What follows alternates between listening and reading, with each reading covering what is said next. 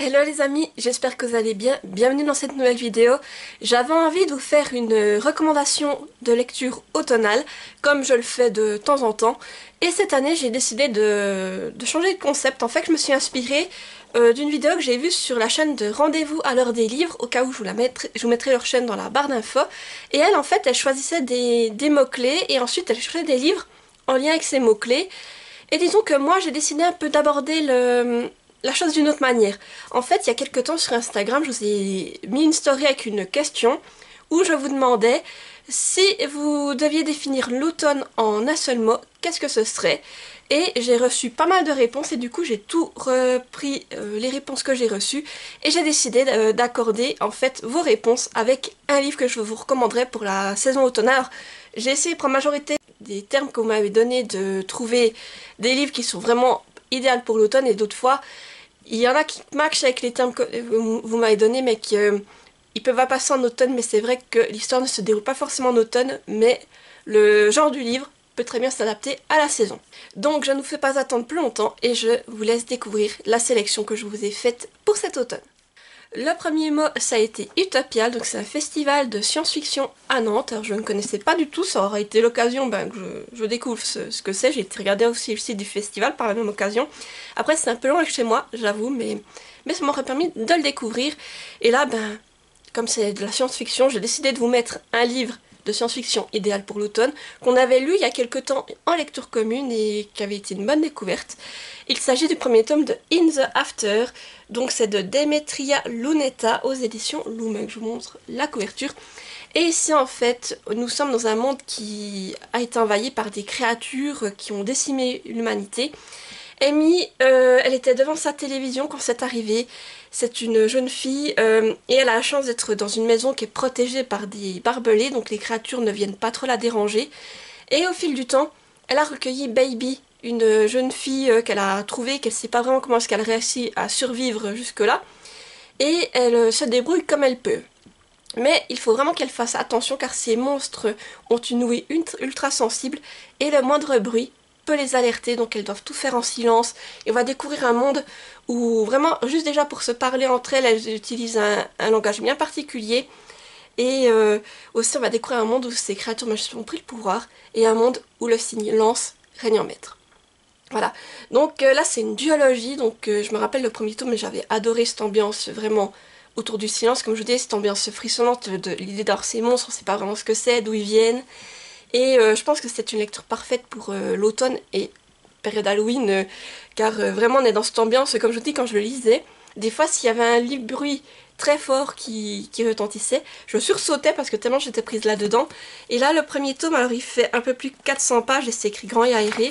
Et comme je vous dis, c'est une duologie, donc voilà, au cas où, si vous avez besoin d'infos supplémentaires, tout sera dans la description de la vidéo.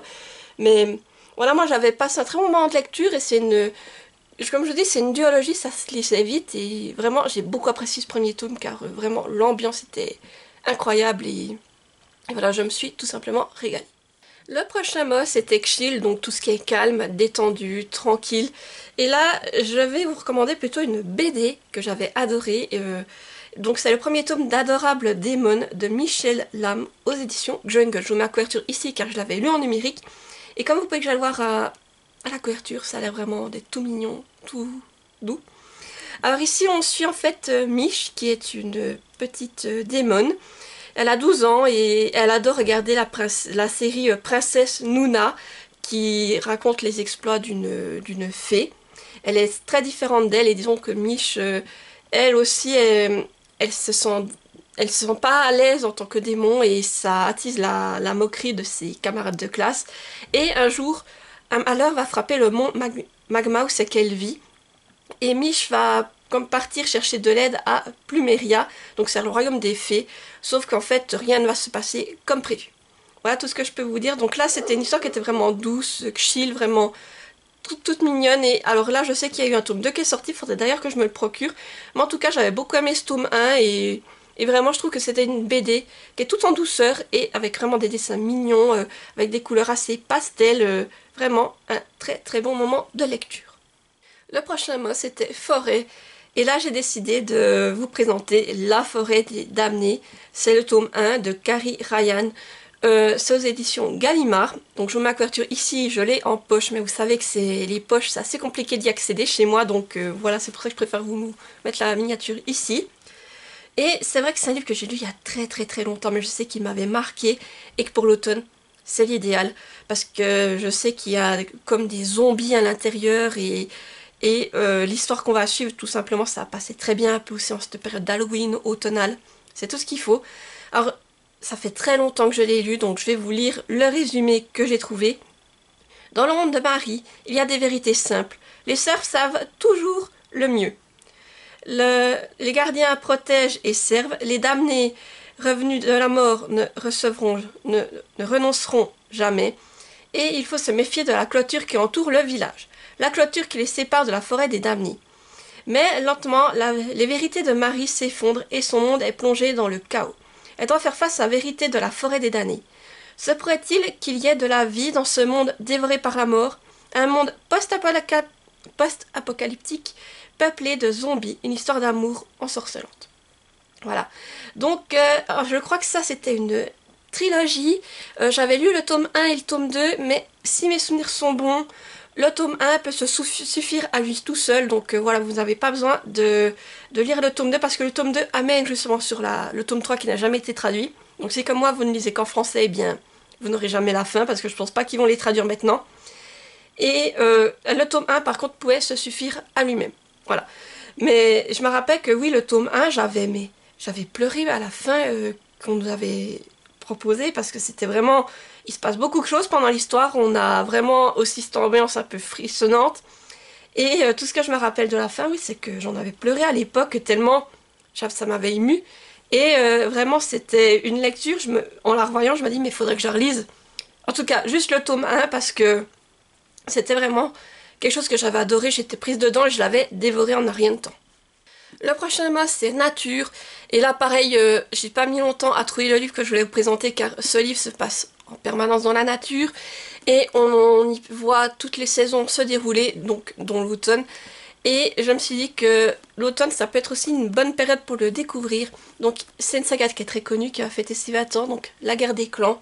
Le cycle 1, tome 1, Retour à l'état sauvage, donc d'Erin Hunter, aux éditions Pocket Jeunesse. Voilà, je vous montre la couverture, moi j'ai les toutes premières éditions. Et là, en fait, pour vous faire un bref résumé, on suit Rusty qui était un chat domestique et qui va découvrir en fait que des chats sauvages vivent dans la forêt. Un jour, il va y aller et on va lui proposer de rejoindre un groupe de chats sauvages.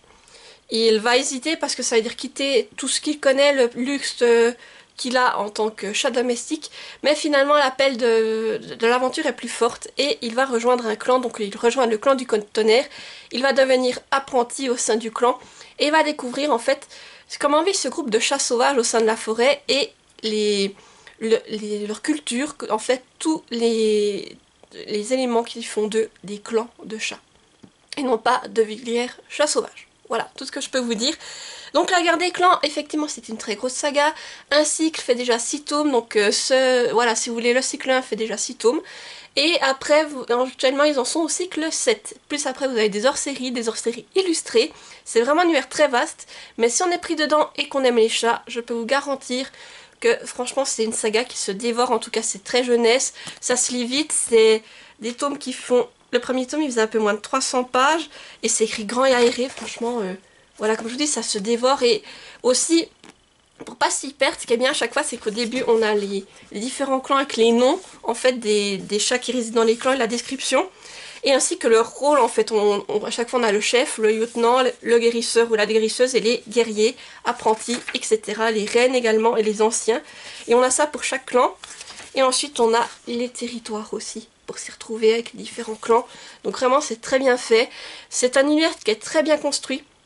Et franchement, j'ai lu jusqu'à la fin du cycle 6. Oh, je réussirai à parler du cycle 6 actuellement. Et franchement, je suis toujours autant prise dedans. Là, j'ai le cycle 7, le premier tome. Mais j'attends qu'ils soient entièrement traduits en français parce que je sais plus où c'est qu'ils en sont. Il faudrait que je regarde. Mais j'ai envie d'avoir le cycle en entier traduit en français pour me lancer dedans. Et entre-temps, il y a tous les hors-séries qui sortent. Donc les hors-séries, j'en ai lu une bonne partie. Et au fur et à mesure, je regarde ce qui sort et je les relis un peu au fur et à mesure. Mais en tout cas, vraiment, c'est une saga que j'aime beaucoup, que j'ai commencé en étant adolescente. Et vraiment, je ne peux que vous la recommander si vous aimez les chats. Et vraiment, si vous avez envie de découvrir tout cet univers qui a été développé, comme je vous dis, ça a 20 ans. Parce que cette année, ce tome-ci est sorti en version collector, au cas où je vous le mettrai également dans la description si ça vous intéresse d'avoir la version collector. Mais moi, je vous recommande vivement cette saga, en tout cas de la découvrir ou de l'emprunter en bibliothèque pour voir ce que c'est, car vraiment, moi, c'est quelque chose que j'adore. Cet univers me suit depuis des années et vraiment, je l'ai déjà lu et relu à plusieurs reprises. Le prochain mot, c'était cosy, donc tout ce qui est chaleureux, confortable, apaisant. Et là, j'ai aussi décidé d'y glisser une BD. Une BD que j'ai lue il y a très peu de temps, que je vous ai parlé. Je crois que c'était dans mon dernier point lecture. Je vous mettrai dans le petit i, au cas où vous l'auriez raté. Il s'agit de Violette Ténébris, le tome 1, l'animal totem de Marie Manant et Flavia De Vita et Joël Odon aux éditions Jungle. Donc, c'est une BD, déjà comme vous pouvez le voir, qui est très colorée, tout ça. Et alors ici, on va suivre Violette Ténébris, qui est la future reine des sorcières. Et à ses 16 ans, elle doit avoir trouvé son animal totem. Là, son anniversaire approche dangereusement et elle ne l'a toujours pas trouvé. Donc Violette va décider de partir à l'aventure, de forcer le destin pour trouver son animal totem.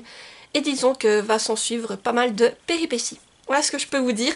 Alors déjà, pourquoi je l'ai glissé là-dedans? Car effectivement, on a ce côté qui va bien avec l'automne, car on est dans un monde de sorcières. Tout est très sombre, tout est... Mais ça reste quand même très jeunesse, alors c'est très coloré au niveau des planches. Et disons qu'on a ce contraste entre ce côté, cet univers sombre, et Violette, qui est tout en couleurs, qui aime tout ce qui est mignon, alors que, en fait, dans sa famille, bah, tout est sombre, tout ça. Et aussi, ce que j'ai trouvé chaleureux, c'est le fait que les parents de Violette l'acceptent vraiment comme elle est, et il y a plusieurs passages qui le montrent. Ça, j'ai trouvé que c'était bien fait. Et aussi, tout ce qui va se passer durant son périple, car elle va faire de nouvelles rencontres, dont une bien particulière, et disons qu'il y a beaucoup d'humour là-dedans, donc c'est vraiment une BD que j'ai beaucoup appréciée, et que je ne peux que vous la recommander, car j'ai passé un excellent moment de lecture. Et aussi, oui, j'ai beaucoup ri, parce qu'à un moment donné, on a un personnage qui a vraiment un franc-parler, qui est très fort, et vraiment, chaque fois qu'ils se prennent le chou avec Violette, ça donne quelque chose, et c'est juste incroyable, donc vraiment pépite à ce niveau-là. Et je pense que en période automnale, c'est le bon moment pour découvrir cette BD.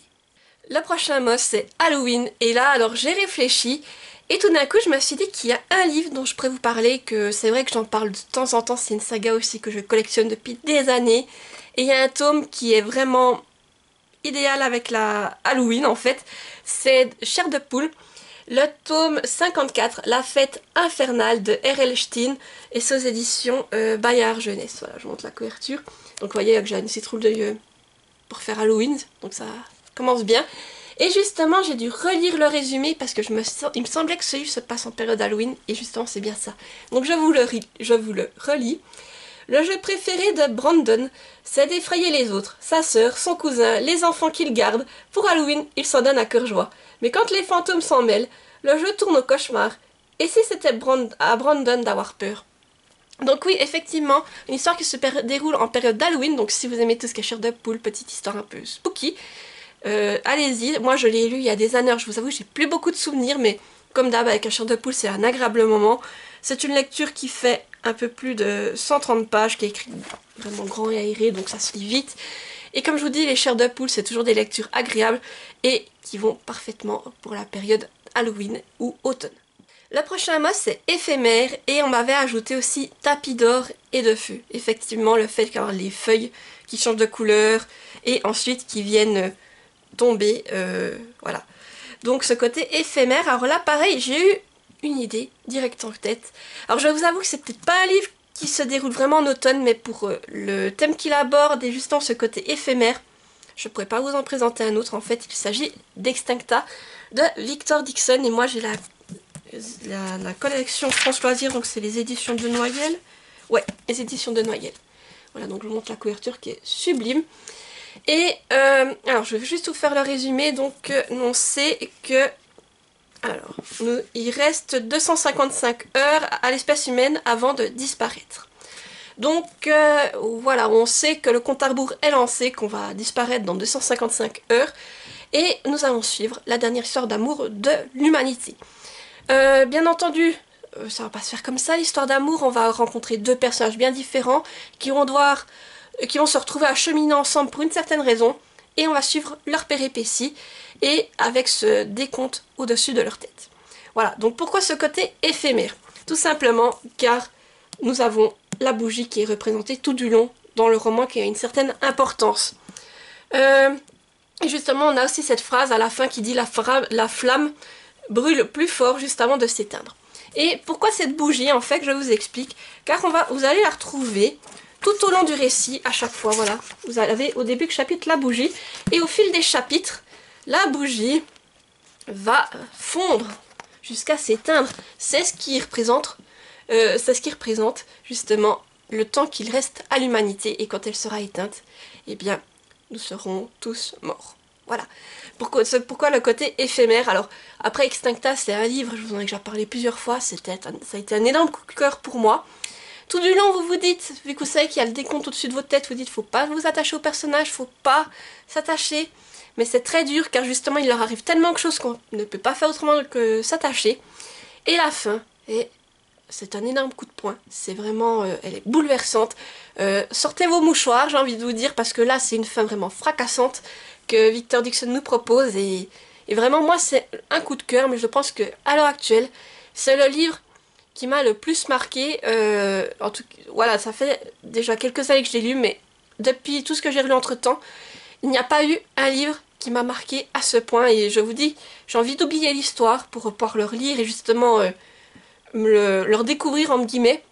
Sauf que ça m'a tellement frappé que je ne l'oublie pas. Et voilà, vraiment, c'était une lecture fascinante, prenante et comme je vous dis, fracassante. Alors ici, on est sur un livre qui fait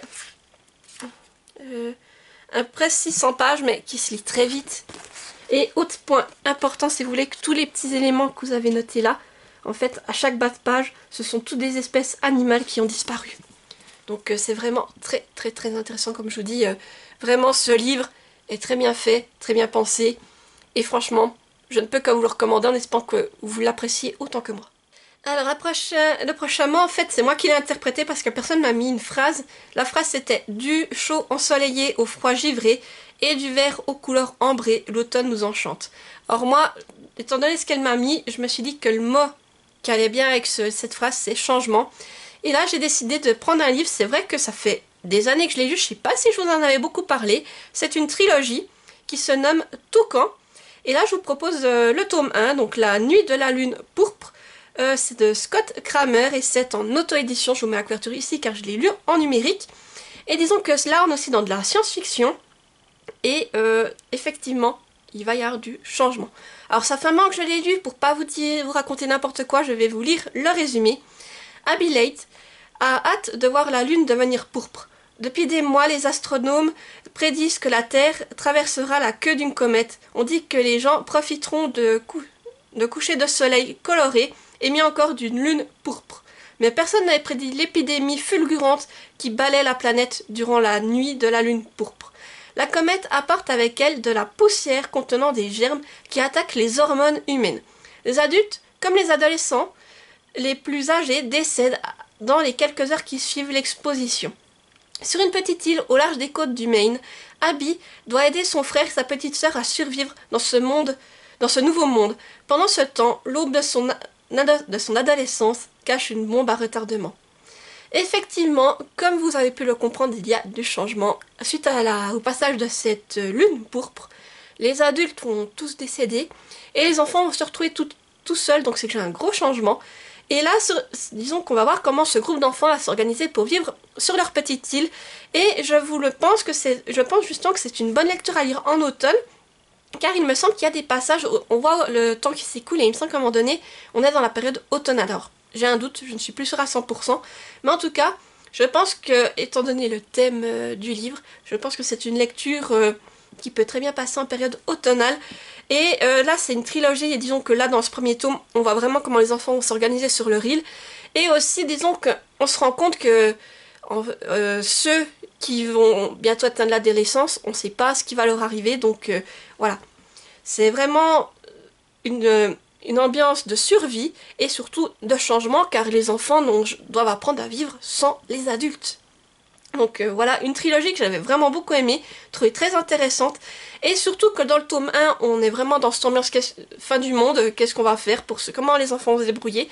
Et ensuite dans le tome 2 et dans le tome 3, il va arriver d'autres éléments, et disons que ça a totalement changé l'intrigue du livre. Voilà, je ne vous en dis pas plus, mais en tout cas c'est une saga que je vous recommande vivement, si ça peut vous intéresser et si vous aimez tout ce qui est science-fiction. Le prochain mot c'était couleur, et là j'ai décidé de vous mettre non pas une mais deux BD. Car voilà, les BD me semblent très adaptés avec ce terme de couleur. Donc j'ai essayé de trouver des BD qui pouvaient aller avec la période d'Halloween. Alors la première c'est Chasseuse de fantômes, je vous la mets ici car je l'ai aussi lu en numérique, d'Emily Cannon, Shawnee Gibbs et Shawnell Gibbs aux éditions Jungle. Donc déjà, vous pouvez voir, la couverture fait très colorée, on est dans des teintes assez violacées, et j'avais vraiment beaucoup aimé cette histoire, et chasseuse de fantômes, quoi de mieux pour la période automnale, franchement. Là, pareil, ça fait quand même quelques temps que je l'ai lu, donc je préfère vous lire le résumé. Avoir un père chasseur de paranormal n'est pas tous les jours facile, surtout quand on intègre la bande des filles populaires de son lycée. Après la bêtise de trop, Chelsea est forcée de rejoindre l'entreprise de son père tout l'été. Très vite, elle est confrontée à un problème, ou plutôt à un garçon mystérieux, ce qui la pousse à prendre une décision. Qui de son père ou des esprits choisira-t-elle? Elle est loin de se douter de cette curieuse... Elle est loin de se douter que cette curieuse rencontre la révélera à elle-même. Voilà, donc là c'est ce que j'ai beaucoup apprécié, c'est qu'on a aussi un lien entre le passé et le présent qui est fait dans cette BD. Et on va découvrir aussi l'histoire de certains fantômes, et ça, j'ai trouvé que c'était vraiment très prenant. Et tout ça avec des très beaux dessins et une magnifique colorisation. Voilà, donc si vous aimez les BD, que vous avez envie de passer un moment avec des fantômes, je vous la recommande vivement. Et l'autre BD que j'avais envie de vous présenter, qui va aussi très bien pour cette période, il s'agit d'Emma et les mauvais éléments, le premier tome, d'Ariel Holtz et Alba Cardona aux éditions Jungle, que j'ai aussi lu en numérique. Et déjà, vous pouvez voir par la couverture que pour période Halloween, ça passe bien, puis on est vraiment sur des teintes violet, bleu pour la couverture. Et disons que ce que je me rappelle de cette BD, c'est que c'était vraiment des dessins magnifiques et des couleurs assez peps. Donc vraiment, on est sur ce thème de couleurs, mais qui passe très bien en période automnale. Alors, je vous relis le résumé. Emma Lantier, 14 ans, passe des vacances paisibles chez son grand-père en Bretagne. Lorsque son pique-nique tourne à la catastrophe, elle est attaquée par d'étranges créatures aux dents acérées. Une inconnue au pouvoir surnaturel la sauve in extremis et décèle chez Emma un don particulier. Elle l'invite alors à l'Académie volante de Primeval, où elle pourra découvrir son véritable potentiel d'élémentienne. Voilà. Donc là, on est aussi sur une école un peu où pas de sorcellerie, mais où les jeunes maîtrisent les éléments. Et ça, j'ai trouvé que c'était très intéressant, donc cette école de magie, la manière dont c'était amené. Et comme je vous dis, vraiment, c'est une lecture que j'ai vraiment adorée, que je me suis régalée au niveau de l'histoire. Et étant donné le dénouement final, je vous jure, j'attends avec impatience le second tome parce que vraiment j'étais prise dedans. Et j'ai beaucoup aimé aussi parce qu'on a cette notion que on sait qu'on nous apprend ce que sont les mauvais éléments et justement à découvrir que plusieurs élèves au sein de l'académie sont des mauvais éléments et pourquoi. Donc vraiment, très bonne lecture que je ne peux que vous recommander. Et là aussi, pareil, de très beaux dessins, couleur peps. Je m'étais régalée au niveau des images. Le prochain mot, c'est citrouille. Et là, pareil, il y a un livre qui m'a tout de suite interpellée pour ce mot. C'est plutôt le premier tome d'une saga que j'avais commencé quand j'ai lu en lecture commune il y a au moins de cela 3 ans. Et on a fait toute la saga en lecture commune au fur et à mesure que les tomes sortaient. Donc on est aussi sur une saga qui est saisonnière et le premier tome se déroule, ou plutôt est adapté à la saison de l'automne. Donc je ne vous fais pas attendre plus longtemps, il s'agit de Small Spaces, le premier tome Terreur à Smoke Hollow, et c'est de Catherine Arden aux éditions Pocket Jeunesse. Donc voilà la couverture, et là on peut bien voir que le monsieur, sa tête c'est une citrouille. Donc voilà pourquoi je vous le recommande. Alors je vous avoue que j'avais adoré ce premier tome ainsi que le deuxième qui est en lien avec l'hiver. Le 3, j'avais un peu moins apprécié, et le 4 aussi, très bonne découverte. Mais c'est une saga vraiment spooky, adaptée pour la jeunesse, et vraiment, je m'étais régalée avec ce tome. Alors comme je vous dis, ça fait quand même 3 ans que je l'ai lu, donc pour pas dire n'importe quoi, je vous lis le résumé, ce sera plus simple. Depuis le décès de sa mère, Holly, 11 ans, trouve refuge dans la littérature, jusqu'au jour où elle croise près d'une rivière une femme déterminée à y jeter un livre. Le sang de Holly ne fait qu'un tour, pas question de la laisser commettre une telle barbarie. Elle vole l'ouvrage et se plonge dans sa lecture, mais quelle étrange histoire que celle d'Elizabeth Morrison, de son mari et de son beau-frère, disparu après avoir passé un pacte avec un sinistre personnage. Le lendemain, la jeune fille a la désagréable surprise de découvrir que la ferme que visitait sa classe est celle où est enterrée Elisabeth. Et oui, une histoire spooky, comme je vous dis, avec une visite à la ferme qui ne va pas se dérouler comme prévu, des choses qui vont arriver. Et je crois qu'on a des champs de citrouilles, des choses comme ça, donc tout ce qu'il faut pour être dans l'ambiance Halloween, et puis des épouvantails, comme vous pouvez le voir. Vraiment, tous des éléments qui sont spooky, et je me rappelle que ce premier tome, je l'avais vraiment adoré, j'avais passé un très bon moment de lecture, et le tome 2, le 1 et le tome 2, le premier et le deuxième tome sont ceux qui m'ont fait le plus frissonner, donc franchement, je vous les recommande vivement.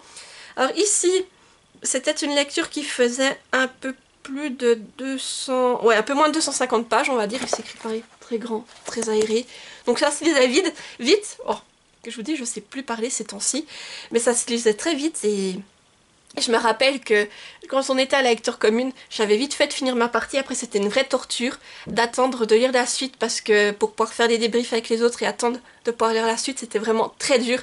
Mais je m'y étais tenue, mais franchement, je me serais écoutée, je l'aurais lu d'une traite. Le prochain mois, c'est Cocooning, où c'est que là, c'est plutôt tout ce qui est autour du bien-être, de la chaleur et du confort. Et là, pareil, j'avais un manga qui me semblait parfaitement adapté. C'est un manga que je vous ai déjà présenté plusieurs fois, que j'aime beaucoup et qu'il faudrait d'ailleurs que je continue. C'est donc Aria the Masterpiece. Là, c'est le tome 1 que j'ai pris pour vous présenter, de Kozue Amano aux éditions Kiun. Voilà, je vous montre la couverture qui est magnifique. Alors là, elle fait plus estivale, mais c'est un manga qui va avec les saisons. Je crois que à chaque tome, en fait, celui-là, ce serait plus printemps, été, et dans le tome d'après vous aurez automne, hiver, donc ça vraiment, on enchaîne les saisons. Et là pour cette série, en fait, nous sommes sur la planète Mars qui a été terraformée, et nous sommes dans la ville de Neo Venice, donc une ville qui a été inspirée de Venise sur la Terre, et on va suivre Akari qui va arriver sur cette planète et qui a comme but de devenir Ondine. Donc ce sont les chauffeurs de gondoles, et elle va donc faire un apprentissage auprès d'une entreprise, et on va la suivre dans ses aventures et ainsi que dans la découverte de ce nouveau monde. Voilà, donc c'est une BD qui est vraiment très chaleureuse, très cocooning. On passe à chaque fois de très beaux moments. Carrie est un personnage chaleureux et c'est un plaisir de suivre ses aventures. C'est vraiment très relaxant, très doux et surtout très beau pour les yeux.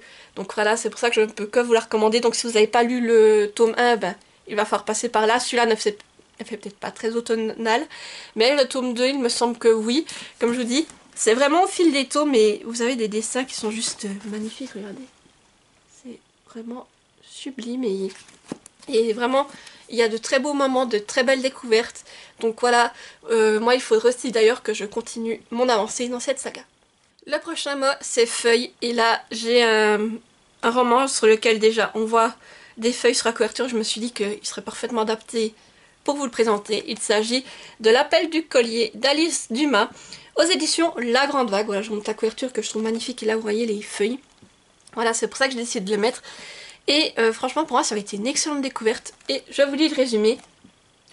Prise en flagrant délit d'école buissonnière, Juliette, une jeune collégienne impopulaire, se voit contrainte d'intégrer le club d'archéologie de l'école. Mais au-delà de l'intérêt pédagogique, l'expérience prend un tournant inattendu. En découvrant un ancien collier, elle fait la connaissance d'Akian, une jeune fille de la période de l'âge de bronze, au destin incertain. Plus qu'un cours d'histoire, Juliette s'apprête à vivre une véritable aventure. Deux jeunes filles, deux époques. Voilà. Donc là aussi, ce que j'ai beaucoup aimé là-dedans, c'est qu'on a cette notion de double temporalité. D'un côté, on va être à notre époque, et de l'autre, on va être à l'âge de bronze avec Akian. Et on va découvrir des choses intéressantes. Et pourquoi je le mettrais plutôt en automne, ce livre? Car si mes souvenirs sont bons, tous les temps de temps, vous avez... Je crois que c'était des QR codes, ou je ne sais plus.